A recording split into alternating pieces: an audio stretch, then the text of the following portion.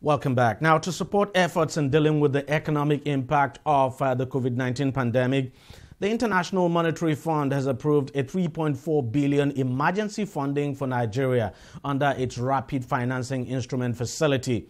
You'd recall that earlier in April, when the request for the loan was formally made, the Minister of Finance had explained that the loan is a predetermined fund with no conditions attached. But the IMF has said it is to be repaid within 5 years at a 1% interest rate. The approval was given a day after the Nigerian Senate gave accelerated approval to the request by President Muhammadu Buhari to access a fresh loan of 850 billion naira from the domestic capital market. Joining me now to shed more light on the importance of these facilities for Nigeria at this time is Johnson Chukwu, who is an investment banker. He joins us from another part of Lagos via Skype. Thank you very much for joining us on the program. Now, just how important is the $3.4 billion facility Nigeria just got from the IMF? Okay, it's actually a loan. It's a 5-year loan, and it comes with a concession rate of about 1%. But for us as a country, we are going through balance of payment difficulties. And as it stands today, our foreign reserve are depleted about $33.4 billion. And if that's a gross foreign reserve, so if you actually disaggregate the foreign reserve and take out components of foreign portfolio investment that have been trying to go out because they can't get dollar to buy, you will actually come with a foreign reserve that is materially less than what the gross figure is. So what has happened in the last couple of weeks is that foreign correspondent banks are beginning to worry about Nigeria's capacity to meet its foreign currency obligations. And therefore now insisting that Nigerian banks have to cash collateralize their letters of credit before they can be established. So that means that the international market is losing confidence in the Nigerians' capacity to meet foreign currency obligations. The value of this $3.4 billion coming from IMF is that it will restore confidence among those who are doing business with Nigeria. It will also help to stabilize the foreign exchange rate. You will observe that the rate has actually depreciated about $450 to naira to a dollar, and actually going higher than that. Again, it will also boost our foreign reserve, our capacity to meet obligations. Like I mentioned earlier, our foreign reserve is currently about $33.4 billion. So when you add about $3.4 billion to that, you go back to something like close to $37 billion. That's $36.8 billion, which is close to $13 billion. And that, like I said, will help us smoothen the balance of payment deficit, because the balance of payment deficit is going to worsen in the next couple of months. Recall that our major foreign exchange earning, which is crude, which accounts about 90% of foreign exchange earning, is currently trading at the range of $20 to $25 per barrel. And not only that, we are not able to sell most of our crude productions. The world market is filled with unsold stock, even with discounts, because Nigeria is trying to discount its current production crude against Brent. We still can't find market, but because most international buyers have actually filled their storage capacity to the brim. And the import of that is that in the next couple of months, you're going to earn minimal foreign exchange, and you may not be able to meet your trade obligations. You may not be able to pay for all the imports you are making as the world economy reopens. So this $3.4 billion is really important for us to help us smoothen through this period of difficult balance of payment position. But is this a loan in the actual sense of it, since what the country is getting is basically like taking from its own deposit with the IMF? Yes, it meets all the conditions of a loan. If you are drawing from your savings, you are not supposed to pay interest for drawing from your savings. The worst you will suffer is a penalty for drawing ahead of the maturity of your savings. So once an interest obligation is imposed on your any funding you get from a third party, that funding is classified as loan. So what we are assessing is the rapid financing instrument of IMF, which is a class of loan meant to support member countries to smoothen their balance of payment difficulties. There is a maximum amount which you can draw, which is your special drawing right. In this instance, Nigeria is about $33.9 billion, which is equivalent to about $34 billion. So you can draw up to that your special drawing right, which is in effect, your contribution to the fund. But it is not coming at no cost to you, and it has a repayment time. So any fund you access that has a repayment time and is subject to interest payment is a loan. The government has said it would be used, that's the facility now, would be used for budget support, shore up the reserve, and help in the fight against COVID-19. Now, which of these three areas do you think should get the bulk of the funds? Okay, they are not mutually exclusive. In the first place, the entire amount will show up the foreign reserve. So you're going to see your foreign reserve increase by about $3.4 billion. And then the other aspect is the application of the funds, which is when you talk of budget support and to fund the war against coronavirus. That will now depend on how the government wants to allocate, what the government thinks are priorities. In the first place, if you look at budget support, we're going to see a major budget deficit. Of course, the government has also come back to the National Assembly to seek for 850 billion naira local funding, which they said is a reclassification of amount they had intended to borrow from foreign sources. Maybe the government had actually planned to issue Eurobond, but because of the very perilous state of the global economy, you really can't come to the international market now to raise Eurobond. So they have changed that to access about 850 billion naira from the local market. That's part of the budget support that the government is seeking for. The part of the $3.4 billion will likely be applied to meet the gap in the funding needs of the government. Recall that the government had actually adjusted the budget about 10.27 trillion naira. Of that amount, if you disaggregate, you realize that, look, some of the project revenue projections are going to be very difficult to attain.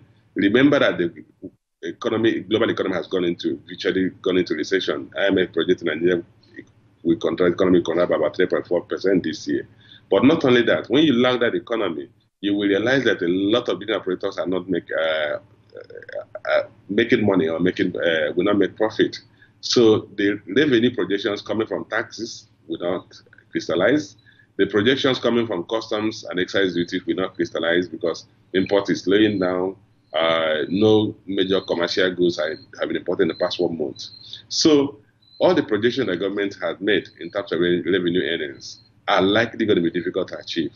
So it's therefore because on the government to convert part of the $3.4 billion that is assessing to support the budget. Then as it relates to the amount that they will spend on COVID-19, I just hope that the health crisis is going to slow down. Of course, the government will need to buy to support the isolation centers, to support the states that are managing the isolation center. The government will need to buy ventilators. Of course, I was happy to hear the president of the U.S., Donald Trump, said that you're going to send 200 ventilators to the country. We may need to buy a lot of the reagents for testing. I mean, if you listen to the DEJI of NCDC just earlier this week, he said we are running out of testing kits and we're in desperate need of testing kits. So the government has to fund that. The government has to fund some of the social interventions programs associated with moderating the impact of COVID-19 on the citizens. These things the government do not currently have the reserve to do. So it will be assessing these funds to use to support that. And I also believe that part of the funds may be distributed because to the states, because ultimately, when we have to pay back this, if we have to pay it from federation earnings of funds coming into the federation account, then all the state governments should also partake in the benefit coming from this, because that means they will all bear the burden of the repayment. The government has decided to ease the lockdown from next week. Do you think it's the right decision? Well, the way I look at it is that the government is between the hard rock and the deep blue sea, and both of them are not pleasant. If the government continues the lockdown, probably we'll be able to moderate the rate of infection because we're not facing community infection. But if the government also continues to, on the other side, on the converse, you might see people dying of hunger, people dying of lack of nutrition, people going into crime and being killed by the law enforcement agencies because those people are just trying to steal to keep their life going.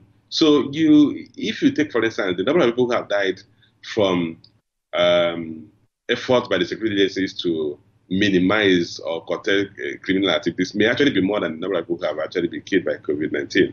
So the government was in a very big quagmire to sustain the lockdown and deal and contend with the social and economic devastation that it was causing. A lot of Nigerians live by the day. 89% of the Nigerian population GDP is actually accounted for by small and medium scale enterprises. Most of them live by the day, and they don't have a reserve to sustain life beyond the period of the lockdown. The lockdown has lasted. So it became imperative, became inevitable for the government to open the economy because the cost of the continuous lockdown may actually be higher than the cost of a higher level of infection. So it was a delicate balance. And I was one of those that said, look, you really can't continue to lock down the economy indefinitely. Most importantly, our rate of testing was very slow. I mean, at a period when we were at best testing 600 people in a day, and that was the height of our own testing. Today, NCDC say they have a capacity to test up to 3,000, but they don't have the capacity to collect 3,000 samples in a day. So the capacity of NCDC test is limited by the number of samples they can collect, and that's the constraining factor. As long as that limitation still exists, the best they can do is maybe 600 to 1,000. And at that rate, you really can't overtake the infection. So if you continue at that rate, you are going to lock down the country for the next 10 years. Because at 1,000 testing, when you have a population of 200 million, you are never going to scratch that. And the rate of infection is still increasing because you are dealing with several generations of infections. The key thing why countries lock down is because they want to stop community infection. But for you to do that, you must be able to test, identify those who are infected, and isolate them from the population. If you do not do that, community infection will continue even though you have locked down the system, your country. And all you just need is inflict economic woes or pains on your citizens. The primary purpose of, like I said, of lockdown, you must, because you want to overtake the infection, rate of infection. And to do that, you must quickly test those who are likely to be infected, identify those who are infected, and isolate them, take them out from the community. That's the only way your isolation will be of value. But if you are testing 600 people in a day, you will never achieve that. Now, you run an investment bank in Lagos. So what preparations have you put in place for the resumption of operations in your office in the light of the guidelines issued by both the federal and the Lagos state governments? Okay, let me tell you some of our contingency plan, which we have activated. We actually activated before the the president lockdown. The Lagos, Abuja, and Ogun, and which we're going to go back to that. One of the things we did was we insisted that only senior management staff should come to the office. Only those who have their own personal offices should come to the office, and only those who have their own personal cars can come to the office. So in that case, we reduce the possibility of infection by those who have to enter commuter buses to come to the office. We ask them to stay at home.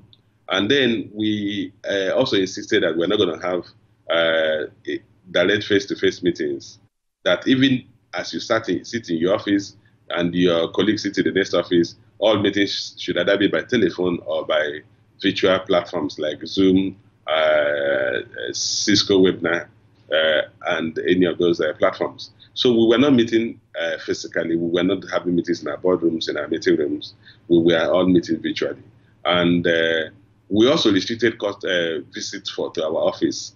Anybody who had to come to the office had to call, and we had to attend to you through any of these virtual platforms. And if it became inevitable that the person must come to the office, the staff the person is looking for will quickly attend to that person. But before the person would have admitted into the office, the security men would have called, And when they are given consent to allow the person, authority to allow the person in, the person will have to use sanitizer before you can even access our office. And the staff meeting, you will also have to wear his or her face mask. So we put all these measures in place to minimize the risk of community infection. And I recommend the same to future linear office that is going to open. As much as possible, keep those who have to enter commuter buses away from the office, because there's a high risk of getting infected in those commuter buses. And then leverage on technology to have your meetings. Avoid as much as possible direct physical interaction.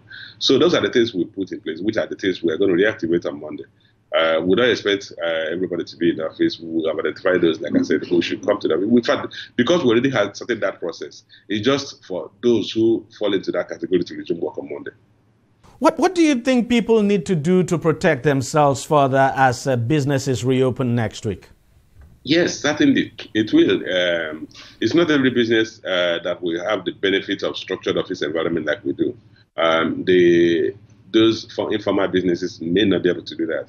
But I also think they have to adopt some measures to keep themselves safe. Regular hand wash, use of sanitizers, use of face masks, avoid physical interaction, avoid things that embracing your customer, your friend, handshakes.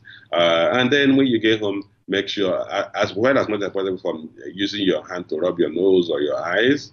But if it becomes imperative, you must do that. Wash your hand thoroughly with soap and water before you touch your nose or your eyes or your ears. If you observe that, I don't think the infection is airborne. If you observe this, you are likely going to remain safe. And when you get home, make sure you wash your hands very well before you. I have a friend of mine who works with one of the big government parastatals, and she has young children. She lives in Abuja, and she told me that what she does is that because she knows her children will run out to come and embrace her when she's coming home, she had to tell her husband when she's getting home, and then the husband will make sure he distracts the children, and then she will go into the back door, get into the house, clean herself up, remove the clothes, wash, take her bath before the children would know she's there. By the time they're jumping on her, she would have largely disinfected herself of any possible infection. Mr. Johnson Chukwu, thank you very much for your time. We'll take a short break. I'll be right back. On DEJI 360, we don't just ask the questions. What is wrong with amending the Constitution the way the National Assembly members have been doing it? We seek answers. The Constitution is constituent. Our problem is not lack of laws. Our problem is lack of the willpower to implement our laws. Answers that provide clarity. While we negotiate, we should try to make it a point that the girls must be complete. The clarity you need to make informed judgment so that you can make the right decision and take action. People are saying it is you politicians that are responsible for this, that you are the reason why this is happening. All these dollars that call themselves governors in this country. I wish we had people like Tony at the National Assembly. God forbid that I go to join that DEJI 360, providing clarity to issues.